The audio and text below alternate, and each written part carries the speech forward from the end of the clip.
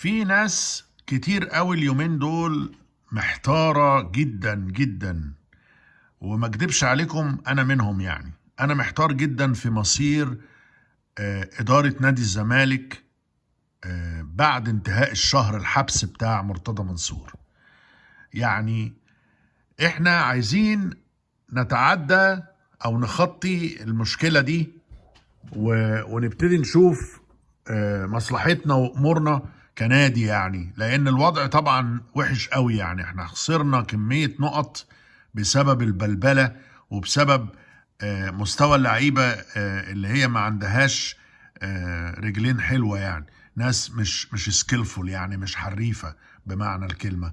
لأول مرة أشوف عدد كبير في لعيبة الزمالك تقريبا يعني ما يصلحوش يلعبوا في الزمالك للأسف.